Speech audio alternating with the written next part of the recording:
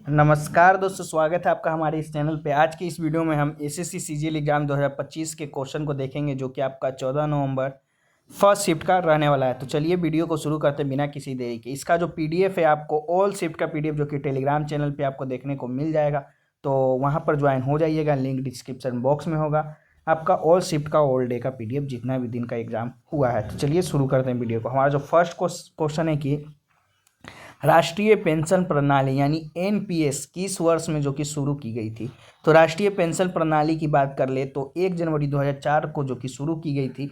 प्रारंभ में इसे सशस्त्र बलों को छोड़कर केंद्रीय और राज्य सरकार के कर्मचारियों के लिए एक परिभाषित पेंशन योजना के रूप में जो कि पेश किया गया था, और अब ये स्वैच्छिक आधार पर देश के सभी नागरिकों के लिए जो कि उपलब्ध है। चलिए नेक्स्ट क्वेश्चन की ओर बढ़ते हैं। नेक्स्ट है आपका राष्ट्रीय विज्ञान दिवस नेशनल साइंस डे भारत में किस वैज्ञानिक की उपलब्धि की यादों में जो कि मनाया जाता है। तो राष्ट्रीय विज्ञान दिवस जो कि भारत के सर सीवी रमन प्रभाव की खोज की याद में जो कि मनाया जाता है। यह दिन प्रतिवर्ष 28 फरवरी को मनाया जाता है, और इसे भारत सरकार ने 1986 में राष्ट्रीय विज्ञान दिवस को जो कि घोषित किया था। चलिए नेक्स्ट क्वेश्चन की ओर बढ़ते हैं। नेक्स्ट है आपका अद्वितीय लोक नृत्य किस राज्य से जो कि संबंधित है। तो अद्वितीय लोक नृत्य जो कि छत्तीसगढ़ राज्य से जो कि संबंधित है। यह छत्तीसगढ़ के लोक जीवन और संस्कृति का एक महत्वपूर्ण हिस्सा है, जिसे बस्तर जैसे क्षेत्रों में आदिवासी समुदायों द्वारा जो कि किया जाता है। यह नृत्य आमतौर पर विशेष अवसरों, त्योहारों और सामुदायिक समारोह के दौरान जो कि किया जाता है, जो स्थानीय लोगों की खुशी और उत्सव को दर्शाता है। चलिए नेक्स्ट क्वेश्चन की ओर बढ़ते हैं। नेक्स्ट एक आपका बाउल लोक नृत्य किस राज्य से संबंधित है। तो बाउल लोक नृत्य की बात कर ले पश्चिम बंगाल से जो कि संबंधित है। बाउल परंपरा लोक गायन और आध्यात्मिक कला का एक मिश्रण है, जो पश्चिम बंगाल और बांग्लादेश के कुछ हिस्सों में प्रचलित है। हालांकि इसे अक्सर एक नृत्य के रूप में जो कि वर्णित किया जाता है। यह मुख्य रूप से एक पारंपरिक लोक गीत और धार्मिक संप्रदाय है, जिसमें गायन और नृत्य भी शामिल होते हैं। चलिए नेक्स्ट क्वेश्चन की ओर बढ़ते हैं। नेक्स्ट है आपका वर्ष 2023 में भारत के उच्च न्यायालय यानी हाई कोर्ट में महिलाओं की हिस्सेदारी लगभग कितनी थी। तो वर्ष 2023 में भारत के उच्च न्यायालयों में महिला न्यायाधीशों की जिम्मेदारी जो कि लगभग 13% से 14% जो कि आपका था। इस अवधि के दौरान कुल 788 न्यायाधीशों में से केवल 107 महिलाएं थी, जो एक छोटी सी वृद्धि को दर्शाती है, जो 2011 में 11% थी। चलिए नेक्स्ट क्वेश्चन की ओर बढ़ते हैं। नेक्स्ट है आपका गोपी डायरीज पुस्तक के लेखक या लेखिका कौन है। तो गोपी डायरीज पुस्तक की लेखिका जो कि सुधा मूर्ति है। यह पालतू कुत्ते गोपी के नज़रिए से लिखी गई 3 पुस्तकों की एक श्रृंखला है, जो प्रेम, परिवार और एक पालतू जानवर व उसके मालिक के बीच बंधन के विषयों को जो कि दर्शाता है। चलिए नेक्स्ट क्वेश्चन की ओर बढ़ते हैं। नेक्स्ट है आपका SEZ विशेष आर्थिक क्षेत्र के नियम किस वर्ष से प्रभाव में आए।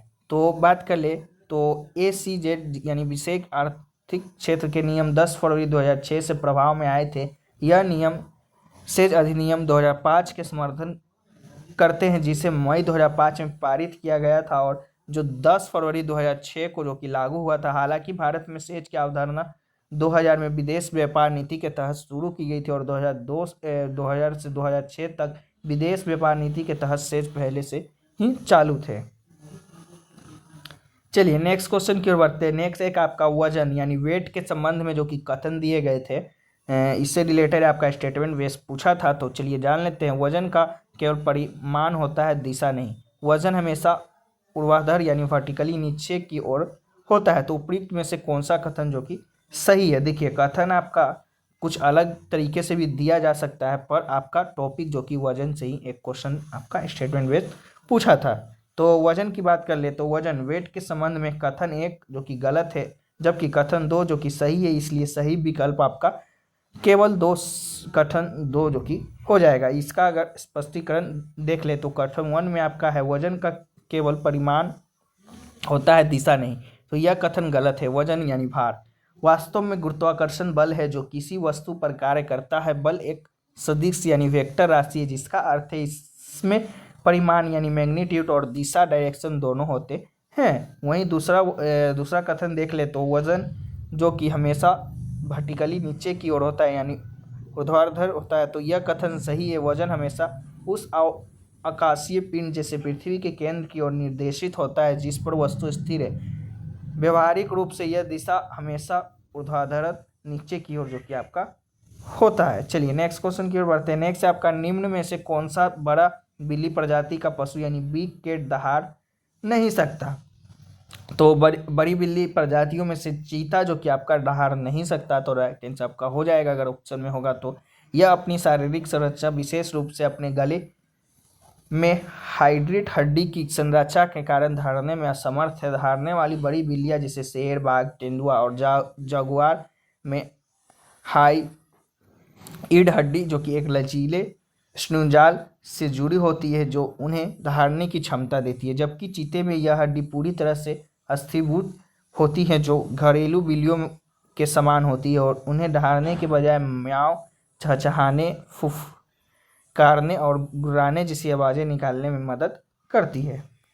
चलिए नेक्स्ट क्वेश्चन की ओर बढ़ते हैं। नेक्स्ट एक आपका पूछा गया था कि a person who can not पे हिज डेब्ट इज कॉल्ड, तो a person who can not पे देयर डेब्ट इज कॉल्ड इंसॉल्वेंट और bankrupt. Bile both terms describe a state of financial inability. Insolvent in the state of being unable to pay debts as they become due, and bankrupt is a legal status declared by a court after person or company applies for it because they are insolvent। चलिए next question आपका पूछा गया था कि synonym आपका Gleb का पूछा गया था। तो synonym for glib include smooth, facile, flippant which describes fluency but often with a negative implication of being superficial, insincere or careless. Other synonym that emphasize the superficial or insincere nature of the speech are sleek, unctuous and defective। चलिए next question की ओर बढ़ते हैं। Next एक आपका आया था which of the following is a homonym of word tire. तो the homonym of word tire are verb tire to become weary and the noun tire of wheel covering. Additionally, the word tire has homophones words that sound the same but have different spelling and meaning। चलिए next एक आपका synonym आया था आपका iconoclast का। तो common synonym for iconoclast includes word like nonconformist, rebel, maverick, critic, dissenter and free thinker. चलिए next question आपका करेक्ट स्पेलिंग जो कि आपका 4 दिया गया था, इसमें से पूछा था कि कौन सा आपका हो जाएगा। तो आपका ऑप्शन नंबर है VOLUPTUOUS जो कि आपका करेक्ट स्पेलिंग हो जाएगा। चलिए यहीं दूसरा में भी आपका पूछा था करेक्ट स्पेल्स यानी कि चारों में से आपका कौन है। तो आपका EVANESCENCE जो कि आपका है करेक्ट स्पेलिंग जो कि आपका हो जाएगा, जो कि which means the process of gradually vanishing और fading away. This word can describe a fleeting quality like the disappearance of mist और impermanence of something like fame. चलिए नेक्स्ट क्वेश्चन एक आपका पूछा था what does the idiom chalk and cheese means। The idiom chalk and cheese means two things or people are completely different from each other. The phrase is used to emphasize a stark contrast, much like how chalk and cheese have no similarity in taste or texture or appearance। तो ये रहे question जो कि आपका आज के first shift में जो कि देखने को मिले थे। बाकी